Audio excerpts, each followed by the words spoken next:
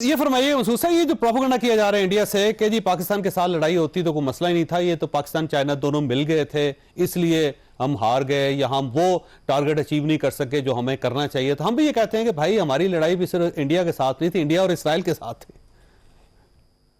देखिए, बात ये बड़े अफसोस की बात है कि जब से ये लड़ाई शुरू हुई 22 अप्रैल के बाद, और जिस तरह उनके मीडिया ने इंतहाई यानी कि लफ किस्म के फजूल किस्म के जो जिस तरह प्रोपेगेंडा किया और नई नई कहानियां गढ़ी, तो मतलब ये ना, तो ये तो इतनी बड़ी जमहूरियत अपने आप को कहता है, ये जमहूरियत तो है ही नहीं थी ये तो बिल्कुल। और जो वहां पर हुकूमत है वो भी एक यानी कि फाशिस्ट ओरिएंटेशन की हुकूमत है जो हिंदू नेशनलिज्म को आगे लेके बढ़ रही है। अब उन्होंने एक नई कहानी कर दी। भाई बात यह है कि जिसके पास जो इन्वेंट्री, जिसके पास जो इक्विपमेंट है उसी से लड़ेगा ना।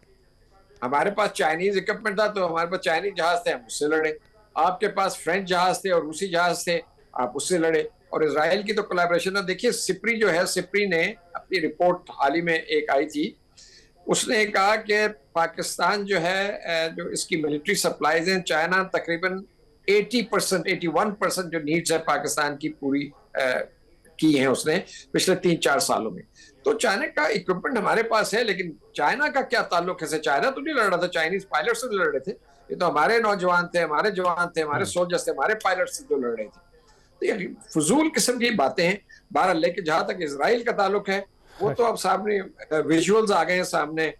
जो ड्रोन्स उन्होंने फेंके हैं वो मेड इन इसराइल सामने लिखा हुआ है। तो इसराइल जो है वो भी टेक्नोलॉजी के मैदान में बहुत आगे है और उसकी कोलैबोरेशन जो है इंडिया के साथ बिल्कुल खुल के सामने आई है। और ये हमारे लिए एक लम्हा फिक्रिया भी है, क्योंकि ना सिर्फ ये कि हमें अपने जो हमारी टेक्नोलॉजिकल बेस है, हमारे साइबर डोमेन में भी हमने बड़ा अच्छा इस दफा परफॉर्म किया। और देखिए, दुनिया लिख रही है। आज न्यूयॉर्क टाइम्स जो दुनिया का सबसे बड़ा इन्फ्लुएंशियल अखबार है, उसने आज ये लिखा है कि ये जो लड़ाई थी, it was strategic setback for India. और ये दूसरी कमेंट्रीज भी आ रही हैं, यूके में, अमेरिका में। देखिए इंटरनेशनल ओपिनियन क्या कह रही है, और उनका नैरेटिव नहीं बिका, नहीं चला। तो कहने का मतलब ये है जी कि इंडिया जो मर्जी कहता रहे, लेकिन उसको नुकसान हुआ है। अभी द वेरी फैक्ट कि हमने तो पहले दिन ही बता दिया, दूसरे दिन ही, कि हमारे इतने नौजवान और जवान, हमारे अफसर शहीद हुए, जख्मी हुए, ISPR ने बताया। आज तक इंडिया की तरफ से वो डिटेल्स नहीं आई। आज तक हमें ये नहीं बताया गया कि इंडिया के कितने छुपा रहे हैं ज़ाहिर। ठीक है ना, तो मतलब ये कि छुपाने सर वो छुपा रहे हैं। ये फरमाइए सर, ये जी जी जैसे ये बताइएगा, क्योंकि जाहिर है इस मरतबा तो हमने बड़ा फेंटा लगाया इंडिया को, लेकिन आप ये समझते हैं कि क्या वो अपनी हार मान लेगा और क्या वो नए सिरे से अपनी एयरफोर्स को मजीद डेवलप करके एयर डिफेंस को मजीद बेहतर बना के दोबारा बदला लेने की कोशिश नहीं करेगा? देखिए जी, हार मानने की कोई फॉर्मल कोई सेरेमनी या कोई एग्रीमेंट या ऐसी डॉक्यूमेंटेशन तो होनी नहीं है।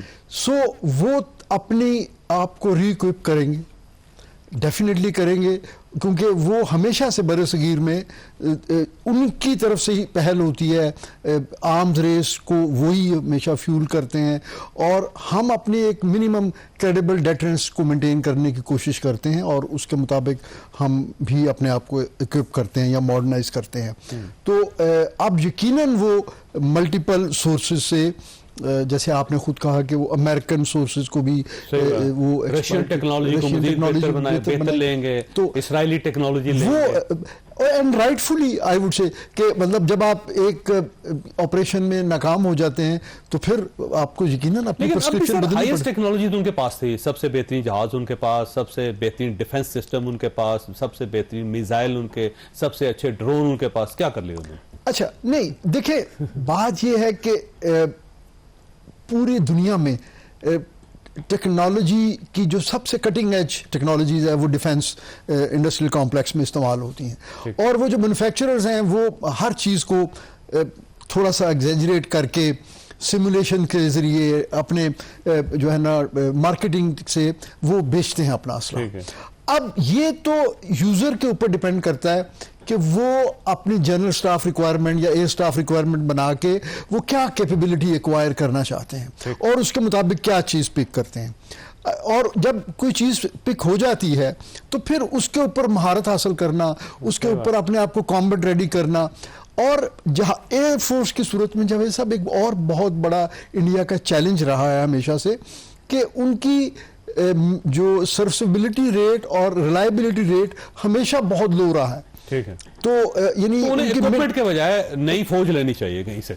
उनको अपनी पूरी जो डॉक्ट्रिन है लड़ने की वो भी, और मेरा ख्याल है अपने, हालांकि दोनों फोर्सेस का जो एवोल्यूशन है वो सेम है, लेकिन वो शायद उनको सही तरीके से जो है ना वो फिर बाद में या ओरिएंटेशन, उनके दिल में कोई खौफ है जी, या वो दबते हैं पाकिस्तानियों से, क्या होता है? नहीं, मेरे ख्याल में जी उसकी सबसे बड़ी वजह ये है कि हम लोग अपने साइज में मुल्क छोटा होने की वजह से, या देखिए पाकिस्तान बना क्यों था?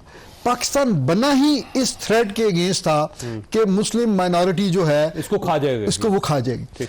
तो जब उन्होंने पाकिस्तान को तस्लीम नहीं किया, 48 की जंग हुई, फिर उसके बाद 65 की जंग हुई, तो हम लोग हमेशा एक मकसद के साथ अपने आप को इक्विप करते रहे और तैयार करते। जब आपको एक खतरा रियल हो, जब आपका पायलट इस यकीन के साथ उड़े कि मैं वाकई अपने मुल्क के दिफा के लिए जो है ना टेक ऑफ कर रहा हूँ, जब आप शहादत है जी, जब आपका सोल्जर जो है ना वो हाईएस्ट माउंटेन्स पे वो वेपन लेके सारी रात खड़ा है, जहां पे सिर्फ मौसम से लड़ना ही जो है ना वो ही असल जंग है, ठीक है ना, जो अभी चल रही है। तो जब सबसे बड़ा एनिमी है आपका, तो जब आपका ये जज्बा है ना, जब आपकी थ्रेट असल होती है, जब आप ये समझते हैं कि आप एक मकसद से खड़े हैं ना, तो फिर आप, अल्लाह ताला ने जो आपको एबिलिटीज दी होती हैं, आप उनको मैक्सिमम हो, फिजिकल हो, मेंटल हो, मैक्सिमम इस्तेमाल करते हैं। जब आपको ये जोम हो कि भाई हमारे पास बहुत कुछ है, हमें कोई मसला नहीं है,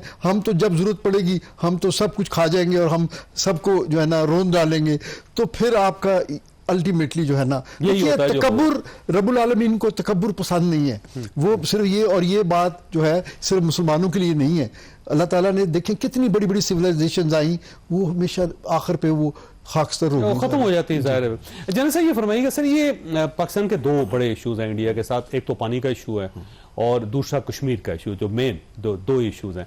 हम या अमेरिकन की मदद से हम मनवा सकेंगे इंडिया से ये दोनों मसले हल करवा सकेंगे? बिल्कुल। मैं इस पे आने से पहले जो भी डिस्कशन हो रही है, आपने एम्बेसडर साहब से पूछा और मार्शल साहब से, तो थोड़ा सा कमेंट करना चाहता हूँ। वो जो आपने एम्बेसडर साहब से कहा कि वो कहते हैं इनके साथ चीन था, चीन ना होता तो क्या होता है, तो हम तो दोनों से लड़े, तो भाई आपके साथ तो अमेरिका भी था। हाँ, अमेरिका भी था। आपको उसने एक दिन पहले कहा था कि कर लो आपस में। हाँ। ये तो आपको से मामला आता है। हाँ, फिर बिजनेस। हाँ, तो फिर 1.5 दिन में क्या हो गया? वो पाकिस्तान का रिस्पांस था, पाकिस्तान की प्रोफेशनल एसिडेंसी थी जिससे उनको नाको चने चुबाए, और वो पाकिस्तान का जो रिजॉल्व और जो कैपेबिलिटी थी जिसका नमूना हल्का सा हमने दिया, वो उसने मजबूर किया इनको भी, और अमेरिका भी इनकी हेल्प पे आ गया। दूसरा, आप जो कह रहे हैं मार्शल साहब से कि सब टेक्नोलॉजी तो उनके पास है, देखिए हमसे बेहतर है।